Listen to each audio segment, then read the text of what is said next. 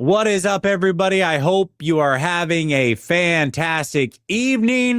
The 49ers are coming off of a major loss on Sunday. They've got a crucial game this week. I believe it's the biggest game of the season. We'll see if Sunil agrees. We got other things to talk about. Tom Brady thinks that Mac Jones should be the starter for the rest of the season. Do we agree? We'll talk about it, plus more, next.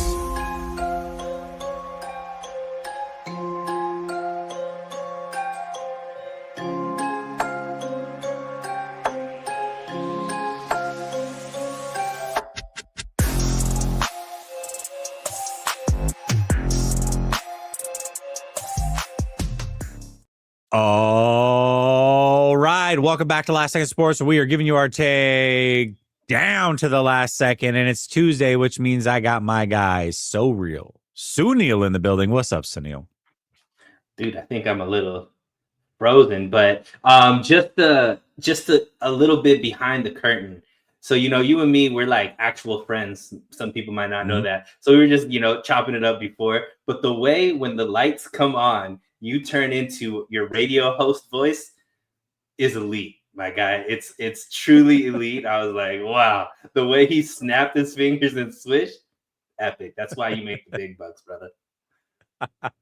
Well, I appreciate it, man. I appreciate you. It's all love coming back your way. All right, man. We don't have a lot of time because I got the NFC West roundtable, but we have some awesome topics for sure to get through.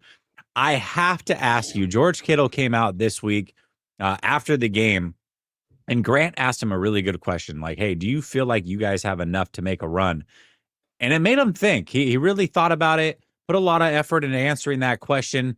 But the ultimate answer was, hey, yes, I do think we have enough. We have an amazing offense. We're getting some guys back. I think that this team's good enough to make a deep run for sure. So the question is do you believe that the 49ers have enough? I know that we both thought that the 49ers should be buyers at the trade deadline, maybe different levels. A lot of people thought they should make the home run swing. I don't think either of us were necessarily there, but we did think they should do something. They keep having injuries. This week seems like they got out okay, but do they have enough to make an actual run the way that George Kittle believes that they do, in your opinion, Sunil? Yeah, and I mean, Grant did ask a great question, but what else can George Kittle say after the trade deadline's already over, right? Like that's Yeah. really the only way to answer it because there's not a significant way you could get better as far as adding new talent. But the thing that he said that stood out the most, and I think it's something that we've kind of talked about thoroughly throughout the season is like the only way this team wins is if this offense becomes elite, right? The defense is just what it is, right? They've lost so much talent there. You lose your two best players probably on the team, both on the defensive side. There really is a ceiling for how much that defense can actually do. So it's really up to the offense. And the question is, can this offense consistently be elite? Um, it should, but if I'm betting my money on it, Jesse, I'm going to say it's not going to be because it hasn't been, right? Like, out of the two sides of the ball, the offense is the most healthy, even though it's not healthy, right? But do we think the insurgent of Brock Purdy and if Ayuk ever comes back, what version of Ayuk is coming back, right? Is that going to significantly change the product on the field? I don't know. Like it's hard to say. Does Brandon Ayuk coming back and Brock Purdy coming back establish a running game for this offense? I don't think so. Are the even if some of the off and Ben Barch is supposed to come back and obviously Brendel is working his way back. He played last week, but do them coming back change the woes of this offensive line? I don't know. Brock Purdy, I think, has some ability to extend plays, and when he's playing well, the offense does look good. But I put this on Twitter, Jesse, and I'm not as down on Brock Purdy as I think you may be. But I'm thinking back, like, when's the last game that Brock Purdy played as a force multiplier for the 49ers? Like, where you looked at it and you were like, this guy is the franchise quarterback and he makes our offense better. And it was hard for me to think about, what game that was. So, with all of that, I would say, it would be a shock to me if this team made a deep run in the playoffs. I'll tell you when it was. We're almost at the 1 year marker from that game. It was 12-8 against the Chicago Bears, who had just fired their coach and were in shambles. That's the last time we've seen Brock Purdy look like that type of player. Almost 1 year. That's crazy to me. Crazy to me for a guy that's supposed to be the franchise quarterback. And you're right. I mean, I think we both agree to a certain extent on the Brock Purdy situation. Like, hey, maybe they should have given it 1 more year, what have you.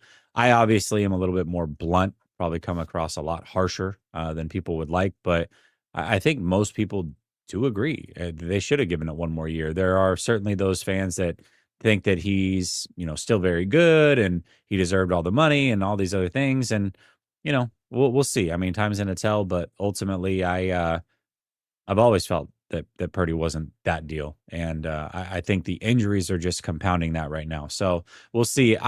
I agree though. Okay, well let's say this.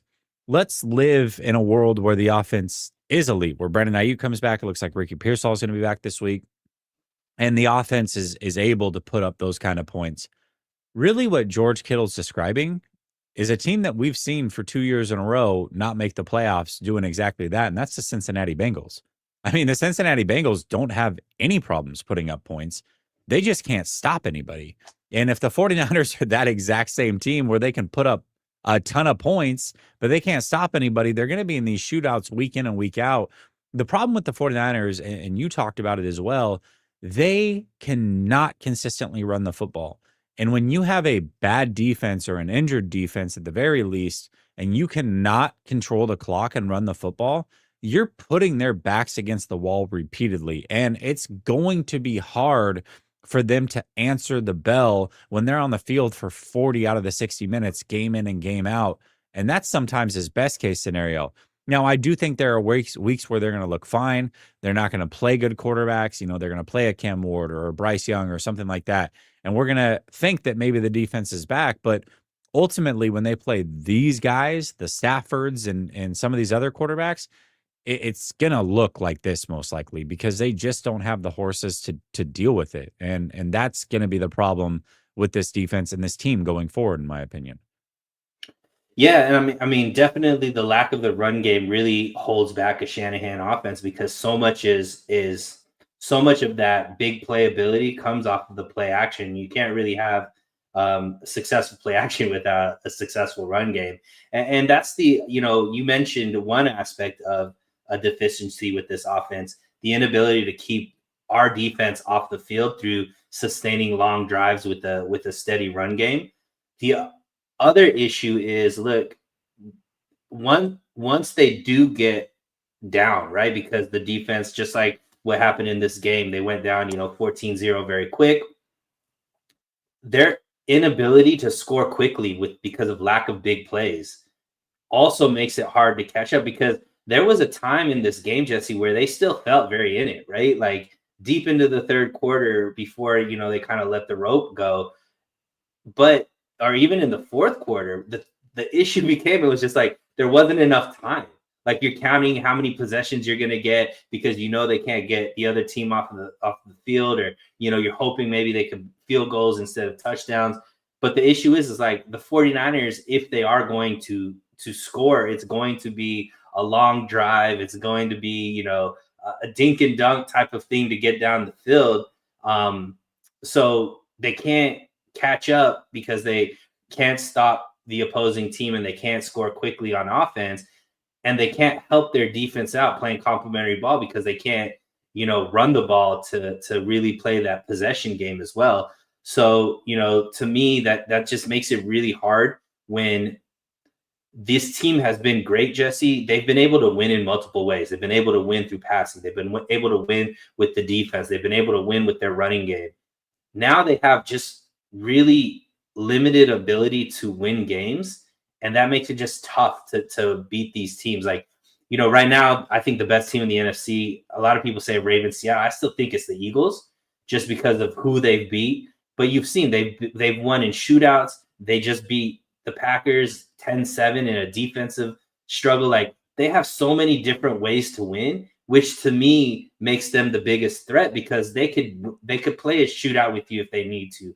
They could just run the ball if they need to. They could win a defensive battle if they need to. And those are the teams that are hard to beat that could be very, very good in whatever game it ends up being. Right now, the 49ers could really only win one way, and a lot of things have to go their way for that to happen. And you can't sustain long runs in the playoffs winning that way. I like where your head's at, and you and I are both MMA fans, so you're going to completely understand this. But there are fighters that have certain ways that they have to win. The 49ers are Damian Maya, and that's great until you fight an Anderson Silva. And that's what happened this last week. They went up against Anderson Silva, and it was a one-sided butt kicking. It's fine. It's fine when you're fighting some of the lower level guys. Of course, you can drag those guys to the ground and choke them out and do what you got to do. But if that's really all you have, if you can't defend, punches coming your way and you can't land punches, you don't have any stand-up game, it's going to be an issue. And that's what the 49ers really are right now. They are relying on submissions. And in order to win that way, you're going to have to take people to the ground usually. And sometimes that doesn't work either. So that's where the 49ers are at. I absolutely love it, man. That's very, very, very true. All right, let me ask you this, because of course it's not a must win. We know a true must win is like, hey, win or go home, whatever. But when you look at the landscape of the NFC right now, the 49ers are technically the 8th seed. They wouldn't be in the playoffs right now. They are 3rd in the division, 2 games in the loss column behind Seattle and the Rams. And they've got a division game this week. You and I went a couple weeks ago. We went through the schedule. We had, slightly different thoughts on how that would go. But if they lose this game, I personally have a hard time seeing their path to the playoffs. Like, I think this game is truly that important. I really do, because this is a 4-game stretch where they've got to go at best 3-1, but hopefully 4-0, because that final 3-game stretch is really, really tough. And so this game is a game that they got to have. They've got to find a way to win this game. Do you see the game as crucially as I do, or is it just like, hey, you know what? If they lose, no big deal. They probably got 3 wins coming up. Like, how do you view this Cardinals game? I mean, you look at the NFC and it's just a logjam right there, right? And really, there's 3 teams playing for 2 final spots, right? It's going to be between the Bears, the Packers, and the Niners. It looks like right now, based off of where everybody's sitting. And I'll take it a step further, man. It's not just this game. They can't lose any of these games that they're supposed to win. That, like, they have to win these games that they're going to be favored in. They have to win these games against teams that aren't in a playoff push and things like that. Like, they can't have these missteps that they've had in the past, where teams they're supposed to beat, they don't beat. And in their defense, I guess, this season, Jesse, they have been taking care of business in the games that they're supposed to win, right? I don't think either of us didn't think they're going to beat the Rams, right? But we still had that hope, right? But we didn't think it was going to happen. So I think that, Cardinals, and, this stretch where there's a lot of teams that aren't really playing for anything other than pride right now. They have to win those games, because when they do come up against the Colts, when they do come up against Seattle again, those are teams that potentially have more than what the 49ers have at this point. So those are games that they're probably not going to be favored in. They have to build that buffer up with these games that they're supposed to win to be able to still have a shot to make it to the playoffs. Because if they have to win against the Colts and have to win against Seattle to make it to the playoffs, that's going to be a tough situation for them. But I agree with you, though, to answer your question. This is a must win. It makes it really, really hard for them, because now it's not in their control anymore, Jesse. They're hoping that teams ahead of them also have missteps as well. Yeah, this is the most crucial game of the season up to this point. And then after this, the Chicago game is going to be extremely crucial. Those are the two games that I'm looking at. Like those are the games that they got to find a way to win because I feel confident that they're going to beat the Panthers. They're going to beat the Titans. The Browns, I'm not as confident in, but I'd say 60-40 chance they win that one, but that's still not going to be a walk in the park, in my opinion.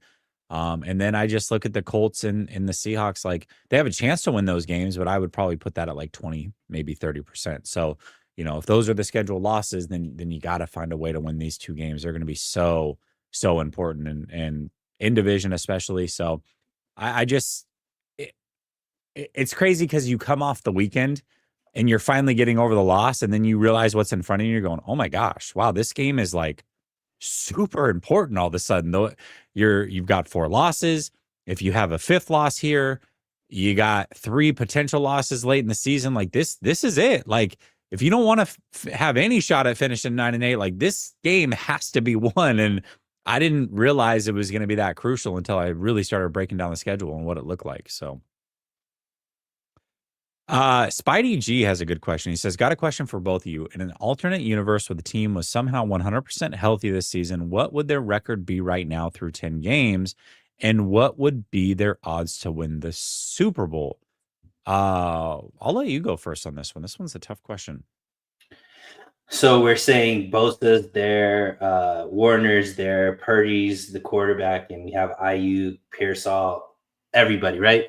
I think they'd be one of the favorites right now. I would say Like, let's not include IU just because he didn't start the season, but all the guys that were supposed to be there from week 1, yeah, I think is fair. I mean, the way that I think Shanahan is coaching, how Saleh is coaching, how they looked, right? The first half of the season, they beat the Seahawks, they beat the Rams. Like, I think that this team would be, with the one, like fighting for the 1 seed in the NFC, and I think they'd be one of the favorites to be able to, at least be one of the favorites to make it to the Super Bowl, win a Super Bowl, just because, like, to me, I think that the schedule is so favorable for them that they would just have way more win. Like, outside of this game, Jesse, all the games that they've been in have been close games that they could have won if things went, their way. If there were certain plays that potentially, if Fred Warner was there, would have been able to help make, or Bosa was there, would have been able to help make, that led to putting them in situations that eventually led to the loss. I think that, having that talent there, and we're talking about game changers, right? I think that it would have totally flipped. I would see them, probably at 7-2, or I guess it would be 8-2, something like that. And in first place in the NFC, and with the ability to get that first round bye in the playoffs, and then who knows what could have happened. So who'd they lose to? They lost to the Rams. They lost to the Bucks. They Jags lost to the Texans and and the Jags. and the Texans.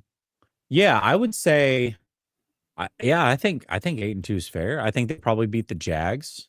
I think And they then beat the Texans. they either beat the Texans or the Bucks. I don't think they beat them both. Now, if we're saying all the teams are healthy, like the Bucks were fully healthy too, then they certainly don't beat the Bucks. I just think the Bucks have a ton of injuries themselves. So if we're gonna make it fair and just say everybody's healthy, who's the best team, I would say they would probably be 8-2. But yeah, they would be right there for sure. I mean, they would certainly be in the conversation. There's too much talent on this team to say that they wouldn't be. So yeah, I think that's a fair statement for sure. All right. 49ers started 6-3. Remember when we went through the schedule, I somehow had this team finishing 9-8. And every game so far that I picked along the path has gone exactly the way that I said to get to that 9-8 record. So very, very possible 9-8 still happens. So starting 6-3, if they finish 9-8, which means they finish 3-5 down the stretch essentially, and miss the playoffs, is that a fireable offense in your opinion for Kyle Shanahan? Yeah, I mean, I've made it clear if you miss the playoffs 2 years back to back, like I think as a coach, you should you have every right to be fired at that point. Especially in the situation that Shanahan's in, because next year is his last year on the deal. And if you're a good franchise, you don't let your coach play on a lame duck year, right? You either extend Yeah. that coach or you fire that coach, right? So are you going to extend Kyle Shanahan in a year that he doesn't make the playoffs?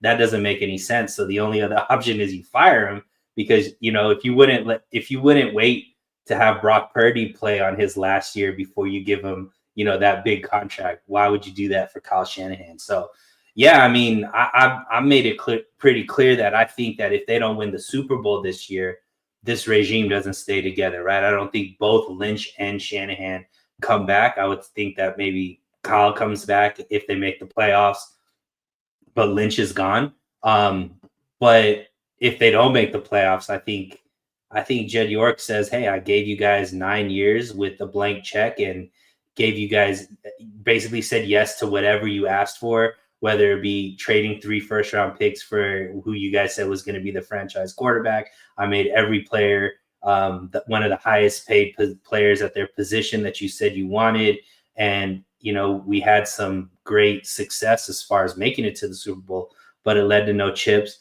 Now it's time for me to start with a new regime and see, if they could take it a step further than what you guys did." And I think that'd be fair. And as a fan base, we would, it would be tough because I still believe in Kyle Shanahan, but ultimately it's about the product you put on the field, and you can't miss the playoffs 2 years in a row and expect to have your job the next year. Well, and I think what you're really saying is trade him if you can, right? He's going into the final year of his deal. Let him rework a new deal and see if you can get him. One of these teams, certainly, I bet you the Giants would love to have him if he's Sure. willing to go there. You know what I mean? And there's other teams that are going to fire their coaches. So you certainly could probably pull off a trade with Kyle Shanahan if that's the case. Listen, I spent all offseason battling. I see Brother Bob in here, and he was all about like fire Kyle Shanahan this offseason. So he's probably surprised by the answer you just gave.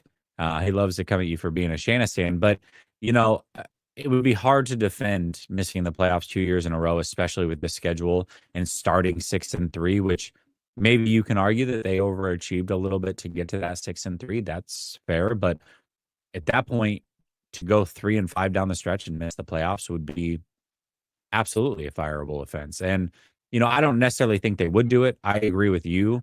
I think that they're probably on letting go of Lynch before Shanahan. This is Lynch's last year of his deal, which I don't think is being talked about enough, right? Like, normally at this point during the season, these guys are extended, both of them probably.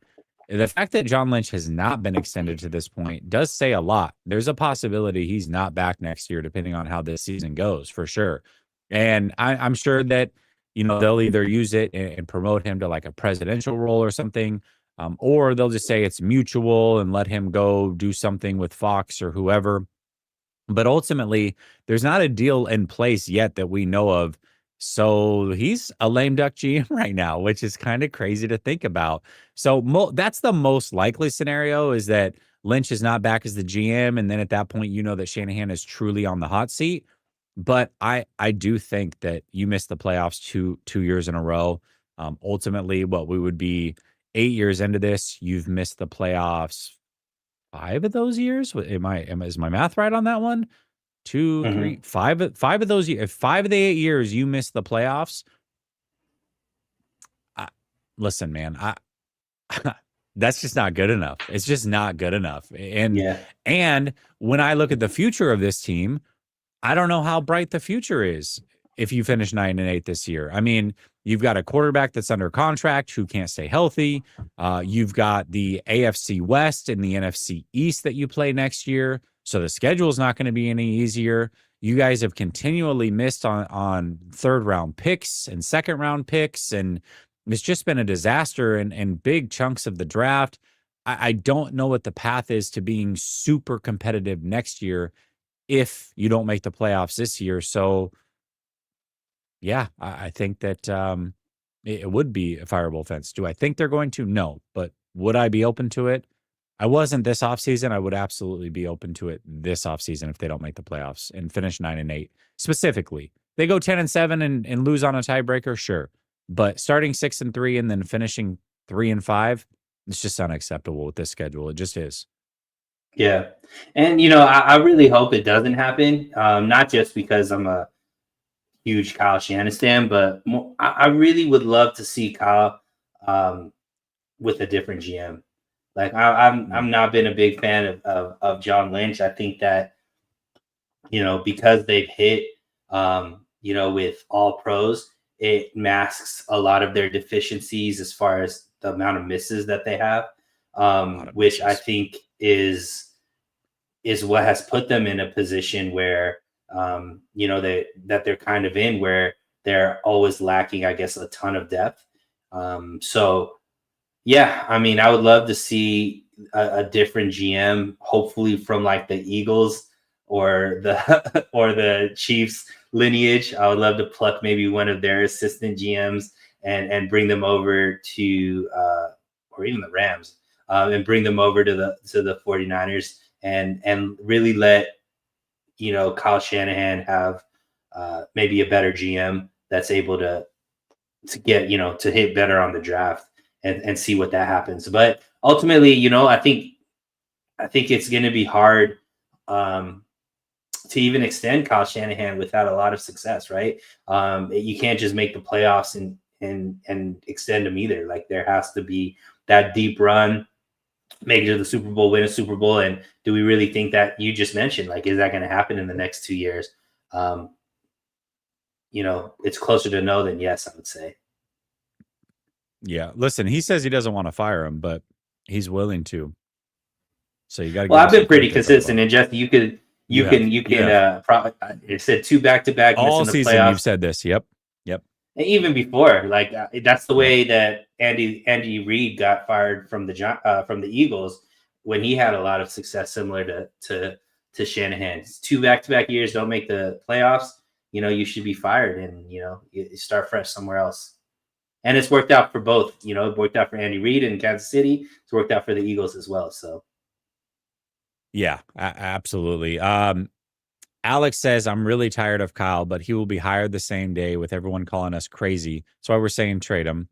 And a little slow. I believe he will win a Super Bowl, but not here. I've always thought that. In fact, I wrote an article 4 years ago saying exactly that Kyle Shanahan will win a Super Bowl. It just won't be with the 49ers. And it seems to be trending that way. But I also want to say this, like this whole, you can't, and I know that's not what you're saying here, Alex, but I do want to throw this out because a lot of people bring this up repeatedly. Oh, if you let go of Kyle, he'll be hired right away. Yes, he will. He will. But I'm sure there's a lot of you in here who have had relationships that didn't work out. And that girl that you decided wasn't for you went on and found somebody very, very quickly because maybe they were very attractive or they're a good person or both or whatever. But that doesn't mean that you should have stuck around because you weren't compatible, right? Like this thought that, oh my gosh, you can't let them go because they're going to find somebody else super quick, or you can't let Kyle go because somebody else will hire him. Okay. But if it's not working out between you guys, then it is what it is. You got to move on. And, a perfect scenario is that he goes and wins a Super Bowl. I would love for Kyle to win a Super Bowl. This is what happened with Andy Reid. The Eagles now have 2 rings since moving on from Andy Reid. You can look at it and be like, well, Andy Reid's got all these Super Bowl appearances and won Super Bowls. How stupid are the Eagles? Yeah, but they've made it to 3 Super Bowls themselves and have won a couple. So you can both flourish. It's okay to break up and you can both win. It's very, very possible. So this being afraid because Kyle's going to get hired right away, that is not the outlook to have. It's just not, in my opinion. Yeah, but it's also important to understand the Eagles also have Howie Roseman. Like they have a huge piece, an elite piece in place. So then go hire one of his guys. Go steal someone from right? him. There's a lot wrong with why the 49ers haven't won. It's not just Kyle. A lot of people just want to say it's all Kyle Shanahan, but I think ultimately I personally believe John Lynch is a bigger problem than Kyle Shanahan. And you see how he's done at the trade deadline. You see the type of draft picks that how he's done, how he's been able to stack first round picks and be able to just reinvent the defensive line on the fly, and consistently have a team that has very little holes. And I would say, I don't think anybody looks at Sirianni as this elite coach, but because of how great the talent is, because of having the right players there and having the right GM, they're able to win with multiple coaches. And if the 49ers fire Lynch and Shanahan, they'd have to get a lot right to continue that success. And Jed York hasn't had a track record of making those decisions very well. So that's where I think the fear is, right, Jesse? It's like, yeah, it's very possible that you could go and get a different coach and be in a situation, but like he'd have to hit. I think he's hit on Kyle Shanahan. He'd have to hit, if Kyle Shanahan's gone, on the GM and the coach, and that's a lot, and it might be some years before they're able to do that. No, most certainly. And I think this is a great comment right here. And by the way, for those that are just joining us, like, oh, they're talking about fire Kyle Shanahan. We're talking about if they don't make the playoffs again this year after starting 6-3. If they finish 9-8 and don't make the playoffs, would you be willing to move on from Kyle? And to me, Deez is right. This is tough because 5 of 8 seasons under the scenario we are talking about, or 5, what is it, 5 and 9 seasons? I don't even know how long he's been here. This is the 9th season. Okay, so 5 of 9 seasons they haven't made the playoffs? Yep. Is that 4 other seasons were NFC championships or Super Bowl, though. Okay, so they lost twice. Okay, yeah, so 5 of 9 seasons you haven't made the playoffs. You're barely over 500. So in that sense, it's really, really tough. But to your point, Deez, he has brought stability, and that's where I feel a little bit better. This is much different than when you moved on from Harbaugh and you kept Balky as the GM. You're not in that same scenario. Kyle has brought stability. He has made you viable. And so this is a destination where a lot of people would love to come and coach. And especially if Jed York's willing to open the pocketbooks and give another 5-6 year deal. Yeah, I think you are going to get the best of the best out of guys lining up to take this job. It won't be like the Tom Zula and Chip Kelly and those types of things. So I don't know. I mean, listen, I don't think there's a perfect answer here. I just think that you got to be willing to move on if you don't make the playoffs in 5 of 9 seasons, and he's going in the final year, then maybe you look to trade him. You pick up a couple of second round picks for him, Can I ask you a question, Jesse? What would you need to see to extend Kyle Shanahan? Because you would admit this is a heck of a coaching job from him. Like what he's been able to do. We were just talking about him being coach of the year a week or two ago, right? Like, yeah. Right. So it's what would crazy you how need things to see, quickly. What would you need to see to extend it? Because ultimately, I think a decision is going to need to be made at the end of the season, whether it's extend him, fire him. I don't think you could just go into that lame duck year. Like I don't think that's done for coaches really, unless you're the Cowboys or the Bengals. But yeah, I think a decision is made. So what does Kyle Shanahan need to do, in your opinion, to earn an extension? Because I think this is simple. I think if you finish 9-8 and you don't make the playoffs, then you have got to consider trading him. If you finish 10-7 and don't make the playoffs, or you make it to the playoffs and you lose in round 1, you probably just let him go into the lame duck year and figure it out maybe halfway through next year. And if he wins a playoff game, you extend him. Period, point blank. You extend him. Like for me, it's that simple. Like those are the options. Is it because of the injuries, winning a playoff game is enough for you?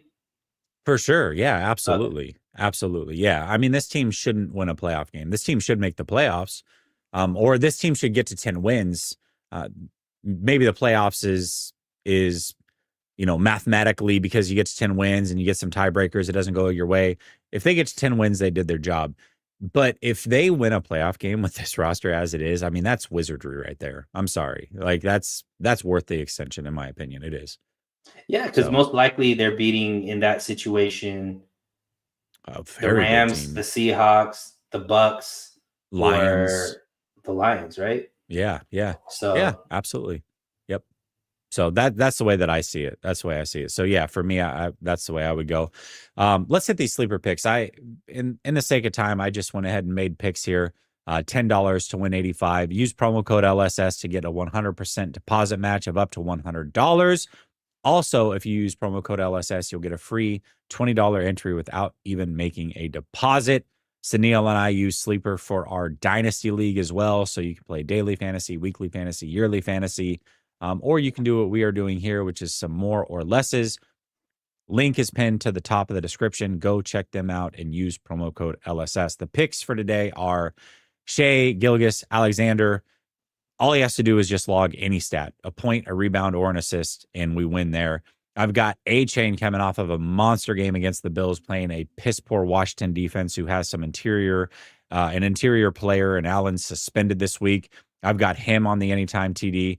I've got Kyron Williams on the anytime TD, and I've got Jalen Waddle on more than 5.5 receptions. If that hits, $10 to win 85.80. I Those are the think that's picks, money, man. man. I think that's I think money. so. Listen, I felt good about this one. I felt real strong about this one for sure, for sure. All right, let's get to what Tom Brady said. So maybe a lot of people missed it. It was in the pregame with Fox before they were actually on air for the game itself. And Tom Brady was asked, if Brock Purdy's healthy, what should the 49ers do? And he kind of like flippantly threw it out there. He's like, well, listen, if the Patriots didn't ride the hot hand, then maybe 25 years later, I wouldn't be hosting this game, the game of the week here on Fox. But he said, absolutely, the 49ers should do the same thing that the Patriots did back then. They should ride the hot hand. They should go with Mac Jones. A little surprised by that. But at the same time, Sunil, I'm going to throw this out there too.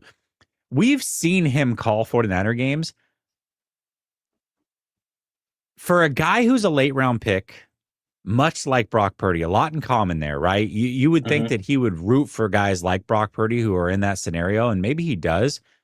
He has some backhanded compliments for Brock Purdy during these games. I've noticed, and I've pointed it out in those games that he's called. And now that Mac Jones is coming in and playing well, Tom Brady's like, nah, I'd keep Mac Jones in the lineup. I found it interesting. I almost said I was surprised by it, but I'm not, the way that he's talked about Brock Purdy during some of these games. That being said, do you agree with Tom Brady that they should ride the hot hand in Mac Jones? Because it sounds like Brock Purdy's intending on playing this weekend.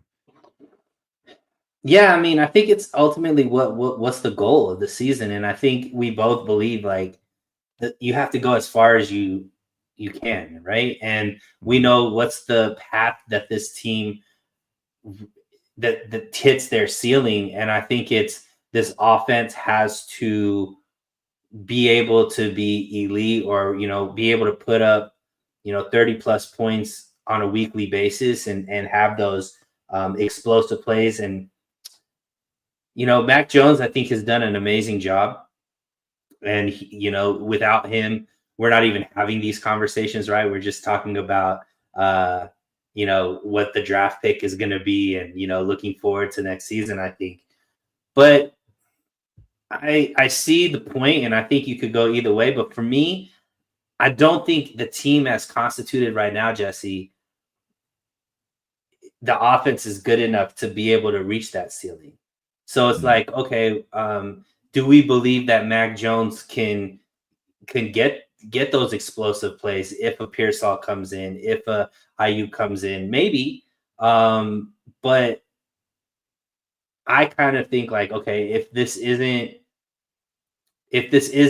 an offense that looks good enough to consistently good enough to hit that ceiling, then maybe bring in a Brock Purdy and see if anything looks different, right? And for me, I think that's where maybe I would go with Brock Purdy, because look, we've seen this offense look really, really good with Brock Purdy as the quarterback. Now, we both I asked you the question, you came with the answer. It's been a year ago since we've actually seen that happen, but we have seen it, right? I don't know. Do you look at Mac Jones, and have you seen this offense look like the type of offense that we would need to be able to get to that 10, 11 wins?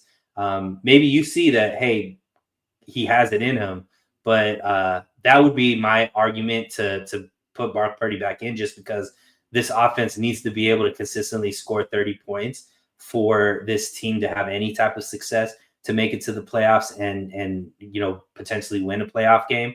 I've seen that happen with Brock Purdy. I don't know if I've seen that with Mac Jones.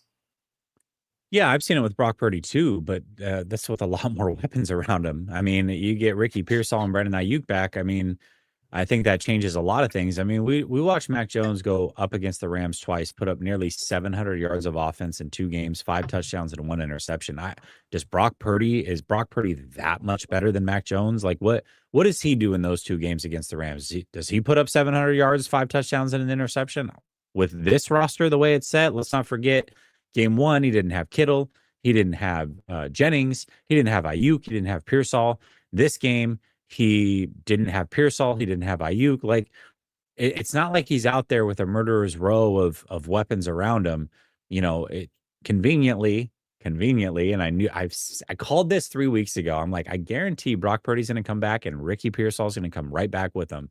They're going to make sure that the deck is stacked so that their franchise quarterback looks as good as possible. And they're going to do it against a team that's not as good. And here comes the Cardinals. So he better look good this week. I'll tell you that right now. With these circumstances, he's going to come back with Ricky Pearsall playing against a much worse Cardinals team. If Brock looks mediocre this week or will one up it and looks bad, that's a real problem. That's a real problem. So I want them to play Brock. I want to see it. I want to see that he comes in. He's got to look good. They got to win. And, we've got a nice, easy stretch of the schedule here. This is a perfect time to come back, ease in after a couple months off, and then you hit that strong stretch down the season, and we'll see what happens with this team. But this is the perfect jumping off point for Brock Purdy to come back. It really is. It could not be a better point to come back than right now, in my opinion. So I say if you're going to bring Brock back, it's got to happen now, and it's probably the right decision to do so. Yeah, and I mean, it seems like the organization has pretty much been on message that the minute they feel like Brock Purdy's healthy enough to be able to play at the level that they expect of him, he's going to be the starter. Even Mac Jones has been pretty clear, I'm just the backup here. So ultimately, I don't think, even though nation and the fan base and media is saying that there's a QB controversy, and maybe there is as far as opinions, I think within the organization there isn't one. And it's just Brock Purdy, and they're gonna live or die with that. They already paid him. You can't bench him. So if he's healthy, you got to play him. And then I guess in real time we'll see if it's the right decision or not. Yeah, listen, I think it's crazy to play Brock Purdy the way that Mac Jones has been playing, but being that he's your franchise quarterback and they're going to play him, this is the perfect week to do it. It really is. This is the perfect week. Just because of the opponents, you're getting Ricky Pearsall back, et cetera, et cetera. So that's the way that I see it. But listen, I got to get out of here. NFC West Roundtable starts in 5 minutes. I got to host it tonight, so I got to do some prep on that. For everybody in the chat, type in NFC West Roundtable. Come support the 49ers. It's going to be myself, Jake covering the Rams, Mike covering the Cardinals, and Brandon covering the Seahawks. We're going to talk about everything NFC West. Sunil, appreciate you. Love Tuesdays, man. Everybody in the chat, much love. Stay blessed. Talk soon. Peace.